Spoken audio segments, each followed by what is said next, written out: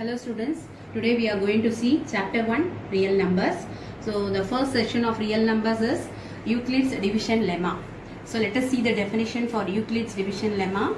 Let A and B be any two positive integers, then there exist two unique whole numbers Q and R such that A is equal to BQ plus R, where R will be greater than or equal to 0, less than B.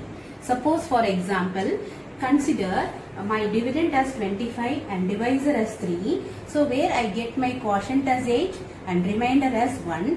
So how will you relate all the four? So we know that already we studied by division rule.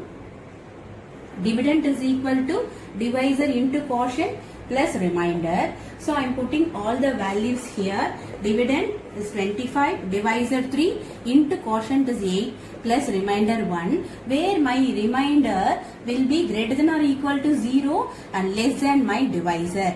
Suppose if I replace my 25 as A and if I replace my divisor as B and quotient 8 as Q plus remainder as R, I will get A is equal to BQ plus R, where R is equal to greater than or equal to 0 and less than by divisor. A is a dividend, B is a divisor, Q is a quotient and R is a remainder, where the remainder will be greater than or equal to 0 and less than the divisor B. Hence, the Euclid's division lemma can be defined as dividend is equal to divisor into quotient plus remainder. Suppose if we take a number x greater than 3, by Euclid's division lemma, we can write the number x is equal to 3q plus r, where 3 is your divisor and your remainder should be will be greater than or equal to 0 and it should be less than your divisor value. So where r is greater than or equal to 0, less than 3. Therefore, the possible remainders we can get are 0, 1, 2. Now, Euclid's division algorithm. What is the meaning of algorithm? Algorithm is nothing but the number of steps proceed in the problem to get the solution for the problem. So here, this Euclid division algorithm is used to find the HCF of the numbers given in the problem. Exercise 1.1. Using Euclid's division algorithm to find the HCF of 135 and 225. In the earlier classes, you would have studied finding HCF of numbers using prime factorization as well as the division algorithm. So here, first let us find the HCF of 135 and 225 by division rule. So here, where 225 is greater number than your 135, we will take 225 as your dividend and 135 as your divisor. So we will use the division rule here to find the HCF. So here 225 when I divide by 135, so I will get 1 time 135, remainder becomes 90. So here where the remainder becomes a divisor and the previous divisor becomes a dividend here. So where it goes 1 time, so remaining you will get 45 and further this remainder becomes a divisor and your divisor becomes your dividend. So again it will go 2 times, so 90, where the divisor at this last stage 45 is called as the HCF of 225 and 135. So how will you write this using Euclid's division lemma? So coming to the problem, so using Euclid's division lemma, we derive so many steps to find the HCF of both the numbers. So using by Euclid's division lemma,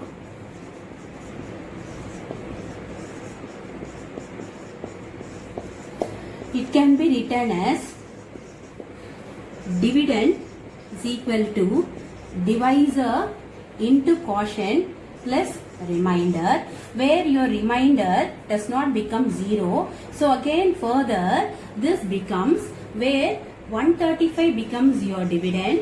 So your remainder becomes your divisor now. So which 90 will go 1 time. The remainder you will get 40. 90 becomes a dividend where the remainder becomes a divisor. So it will go 2 times where I get the remainder 0. So I have to proceed these steps until I get remainder 0. So in this case, the divisor at the last stage will be the HCF of the numbers 135 and 225. So 45 is the HCF of 135 and 225.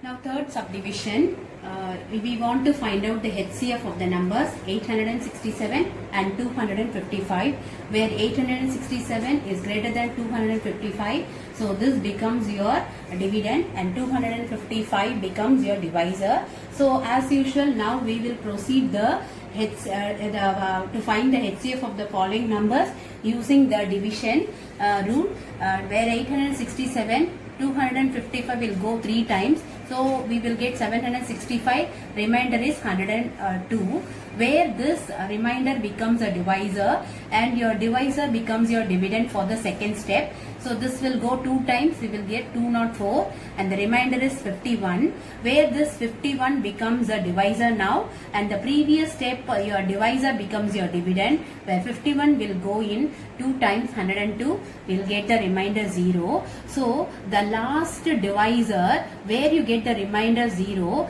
this divisor is called as the HCF for these two numbers. So let us write this in terms of using Euclid's division lemma here. Now coming to the problem, using Euclid's division lemma, we can write that, so by Euclid's division lemma, 867, that is your dividend, is equal to divisor into quotient plus remainder is 102, where this remainder is not equal to 0. So we are going for the further step. So where in this step your divisor becomes your dividend, where the remainder becomes your divisor, where this will go 2 times. So the remainder you will get 51.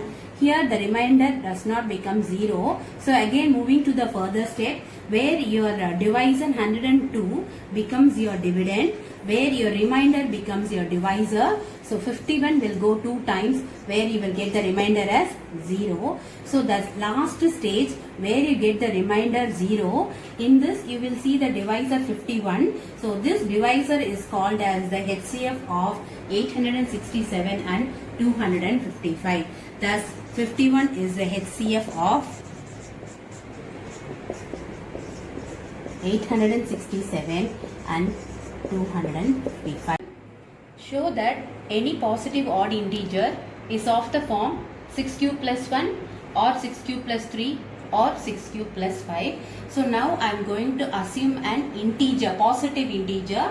So let us assume my positive integer as x. Since your positive integer can be, odd integer can be expressed as 6 cube plus 1 or 6 cube plus 3 or 6 cube plus 5. So here we have a number 6 here in the divisor part. So I am taking my x should be greater than my divisor, that is x is greater than 6. So by using Euclid's division lemma, thus applying a is equal to bq plus r. So a is my dividend. So x is equal to, so b is divisor. So 6q plus r. So strictly less than 6 and greater than or equal to 0. Therefore the possible remainders are r is equal to 0, 1, 2, 3, 4, 5. So I am going to substitute the reminders in my x is equal to 6q plus r. Suppose if r is equal to 0, I will get x is equal to 6q. Or if I substitute r is equal to 1 here, I will get x is equal to 6q plus 1. Or if r is equal to 2 here, I will get 6q plus 2. And for 3, 4, 5, if I substitute, I will get, if I substitute r is equal to 3, 6q plus 3. Or 4, I will get 6q plus 5 or 6q plus 5. So I have taken x as an integer. So here spelled out the positive odd integer. So if I want my x to be a positive odd integer, my 6q is not possible here since it is a multiple of even number. So it is not possible. Going to the second case, since this is an even multiple, even number, when the sum of even and the odd number will give the odd number. So 6 cube plus 1 is possible for my integer x. Now going to 6 cube plus 2, both are even numbers. The sum of two even numbers becomes even. So it cannot be possible to be an expressed as an odd integer. So now going to 3, the sum of even number and odd number becomes odd number. So this is possible. 6 cube plus 4 is not possible since both are even. And 6 cube plus 5, since your sum of even and odd becomes odd number. So my x can be represented as 6 cube plus 1 or 6 cube plus 3 or 6 cube plus 5 when x is an odd integer. So therefore x can be represented as 6 cube plus 1 or 6 cube plus 3 or 6 cube plus 5. Problem. Use Euclid's division lemma to show that the square of any positive integer is either of the form 3m or 3m plus 1 for some integer m. So I am going to assume my positive integer as x, but the problem is given the square of the positive integer should be proved as 3m or 3m plus 1. So since my positive integer x is greater than 3, so now we are applying Euclid's lemma, division lemma, written as a is equal to bq plus r. So here my x is equal to, so where my b should be of 3q plus remainder r. So the condition he has given us, r should be less than your divisor. So r should be strictly less than 3 and r should be greater than or equal to 0. So the possible remainders were r is equal to 0, 1 and 2. So now I am going to substitute my r is equal to 0, 1 and 2 in my positive integer x is equal to 3q plus r. So where you get x is equal to, if I substitute r is equal to 0, I will get 3q, or if I substitute r is equal to 1, I will get 3q plus 1, or if I substitute 2 here, I will get 3q plus 2. So my problem is to find the square of those numbers. I want to bring all the square of these numbers in the form of 3m or 3m plus 1.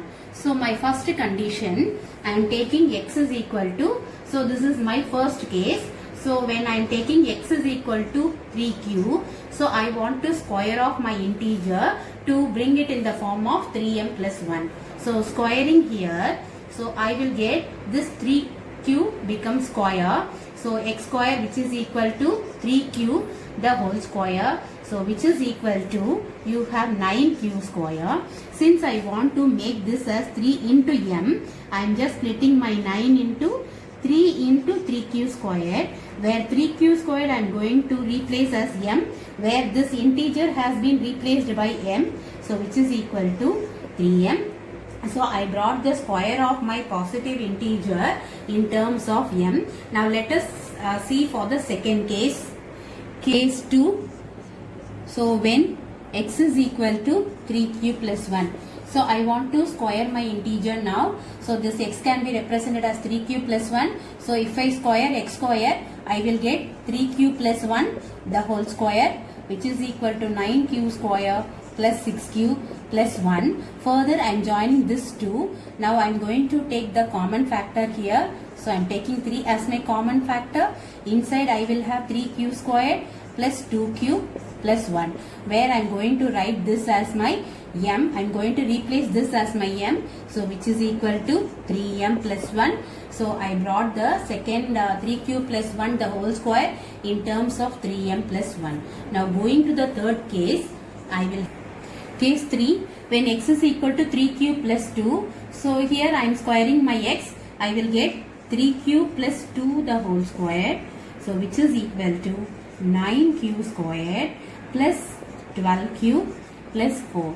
So here I have 4, but I want this to be the square of the positive integer should be of the form 3m or 3m plus 1. Since I have 4 here, I am going to write this as 3 plus 1. So which is equal to 9q squared plus 12q plus 3 plus 1. Now this I am joining together. So I am going to take a common factor 3 outside. So I will have 3q squared plus 4q plus 1 plus of 1.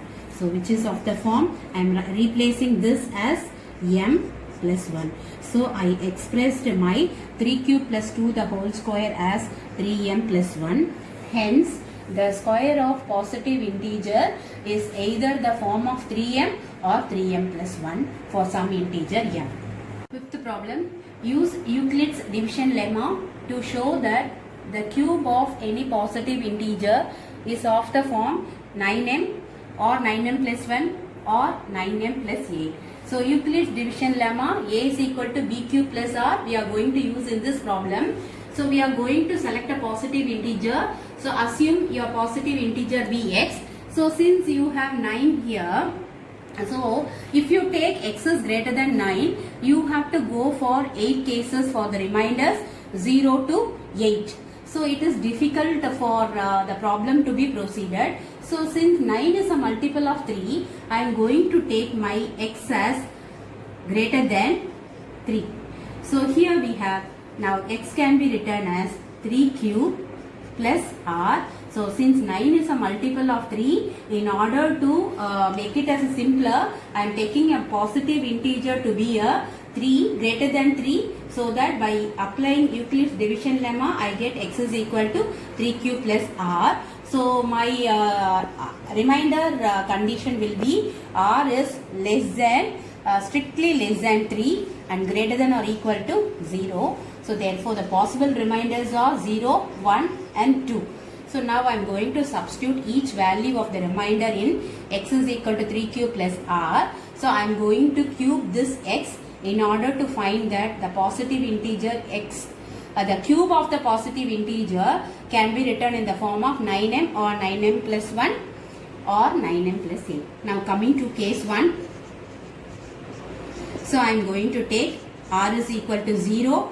I will get x is equal to 3q. So now I am going to cube each of the cases here. So x cube is equal to 3q the whole cube, which is equal to 27q cube. So this can be further written as taking 9 outside. So you will have 3 cube inside. So this has been replaced by m. So we will get this positive cube of a positive integer is of the form 9m. For remainder r is equal to 0. Now we are going to see for case 2, substituting the remainder r is equal to 1. So x can be written as 3q plus 1. So now I am going to cube this positive integer. So x cube is equal to 3q plus 1 the whole cube. So we know that the identity x plus y the whole cube is equal to x cube plus 3x squared y plus 3x y squared plus y cube. So I am going to apply this identity in my problem. In place of x I have 3q, in place of y I have 1. So x cube plus 3 x squared into 1 plus 3 x into 1 squared plus 1 cube. So which is equal to 27 q cube. Here 3 square 9, 9 3s are 27 q squared plus 9 cube plus 1. So I am grouping these 3 terms together. I am going to take commonly 9 outside. So I will have 3 cube plus 3 q squared plus q plus 1. So I am replacing this expression as m. So I will get 9m plus 1. So if I put a remainder r is equal to 1, I can get the cube of my positive integer is of the form 9m plus 1. Now going for the third case, r is equal to 2. Case 3, if r is equal to 2, my positive integer can be expressed as 3q plus 2. Now I am going to cube this x. So I will get x cube is equal to 3q plus 2 the whole cube. Now I am going to use this identity x plus y the whole cube.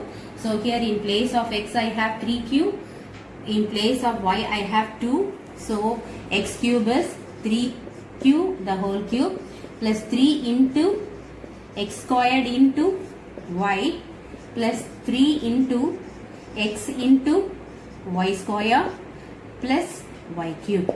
So you have, so 3q the whole cube becomes 27q cube plus 3 square 9, 9 3s are 27, 27 2s are 54q squared. So 3 3s are 9, 9 4s are 36q plus 2 cube is 8. So I am grouping these three terms together. I am going to take 9 commonly outside. So I will have 3q cube plus 6q squared plus 4q plus 8. So this expression has been replaced by m. So I will get 9m plus 8. So hence I expressed that the cube of a positive integer is of the form 9m plus 1 or 9m plus 8 for some integer m.